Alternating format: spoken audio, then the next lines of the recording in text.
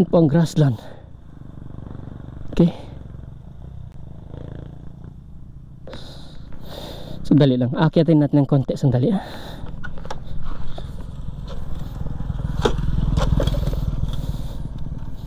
Lalak lang natin yung moto. Akyat to tayo sandali. Sana kakayanin pa ng lungs natin umakyat. Yan. Yan. Okay, yan po ang bahagi ng grassland. Okay. Ito miso. Yan po ang grassland. Continue na po yung papunta doon. Pero I think yung dumadaan po dito yung mga bike. Pag may mga bike kayo, dito po yan sila dumadaan. Bike trail po ito. Okay, pero ito try natin. Wala na magsabi ko. Try natin umakyat doon sa taas ng konti. Okay, dito. Yan, ang ganda, di ba? Welcome to my party, we're just getting started. A life is a dream or a nightmare scarring. Hand me a drink cause I think I'm going all in. Ito po ang last na paahon papunta doon. Okay. At dito po, okay, dito medyo kailangan nyo rin ng maganda-gandang motor or condition ng motor. Parang siya na mag-akyat kayo kasi unang-una ay delikado po dito kung mahina ang inyong motor or may slide. Yan, matarik po yan siya, okay, pataas. Okay, hantay muna natin yung jeep. Parang delikado tayo. So may bigla silang aatras, mag-i-slide yan, maatrasan tayo kasi matarik yan, pataas. May isa pang patarik doon, yung paahon siya. So inaantay mo natin makaahon yung jeep. Mamaya biglang nag-slide yung clutch niya, aatras sa ating motor, hindi tayo makakauwi agad. Mababaldado pa yung motor. By the way, yung unang punta po natin dito, ay ganyan. Yung ganyan yung style ng big bike na dinala natin. Hindi naman ganun talaga, actually Rouser po yun.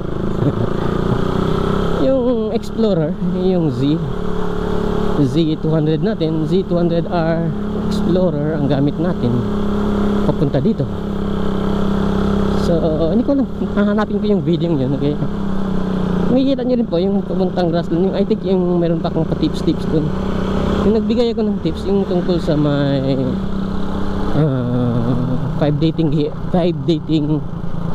places in Zamboanga City, parang ganun. 5 dating, alam mo kung 5 dating ano yun. Nakita ko magandang lugar dun. Sandali, balikan natin. Sandali. Malapit na tayo, pero babalikan ko yung lugar na yun. Okay, sandali. Kagkalas ako dun ah.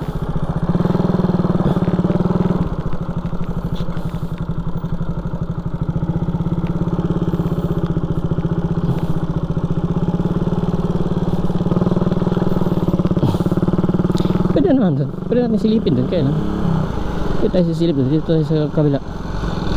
Nakita ko mas magandang position dito sa kabila, yung paakyat. Hindi dyan, yung dito sa kabila.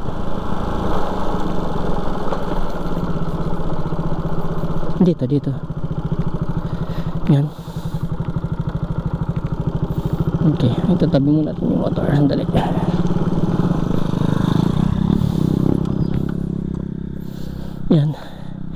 Yan po ang grassland. Okay.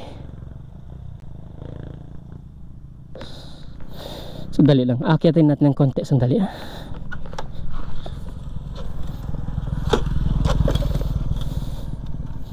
Lalak lang natin yung moto. Akyat to tayo sandali. Sana kakayanin pa ng lungs natin umakyat. Yan. Okay, yan po ang bahagi ng grassland. Okay. Ito miso. Yan po ang grassland. Continue na po yung papunta doon. Pero I think yung dumadaan po dito yung mga bike. Pag may mga bike kayo, dito po yan sila dumadaan. Bike trail po ito. Okay, pero ito try natin. Wala na magsabi ko. try natin umakyat dun sa taas ng konti. Kaya dito, yan, ang ganda, di ba? Parte pa yun ng grassland, pero akyat pa tayo ng konti. Ano ba yan? Sinisipon na tayo.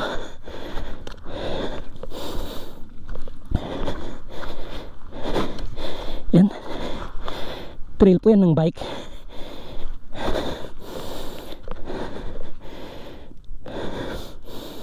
Ang taas. So, pababa na tayo, baka may bike na dadaan. Mababangga tayo.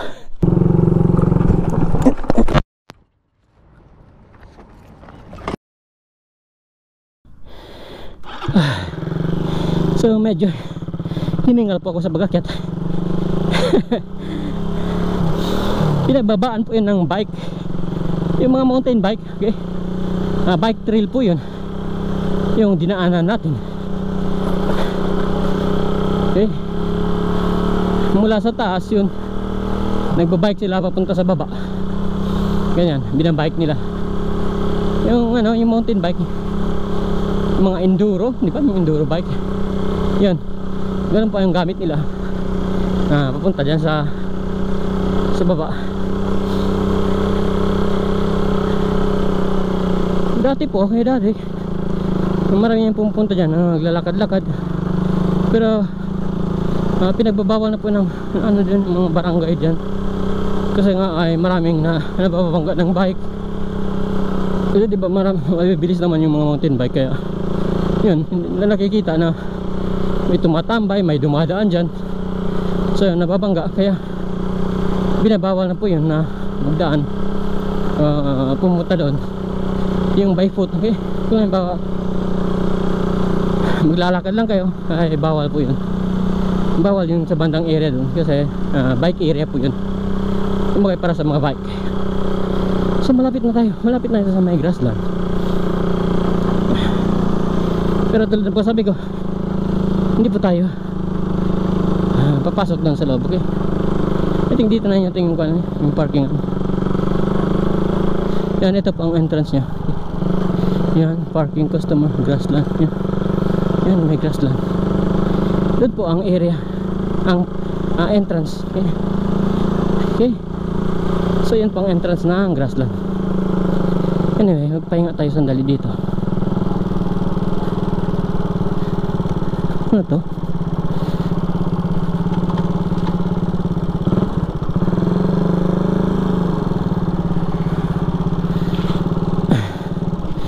Ito sa ilalim ng kawayan ba to? Ting kawayan na to. Ang laki ng kawayan, di ba? Nakakatakot.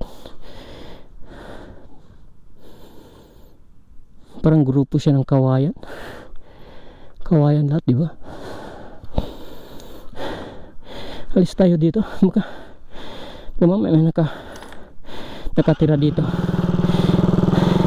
Tabi-tabi lang po tayo. May bahay naman sa gilid. May bahay sa gilid. So siguro hindi naman nakakatakot. Pero nakakatakot lang yung itsura. Yan po, ito po. Kaya yan po ang entrance ng grassland yan. Grassland yan. So yan po ang entrance.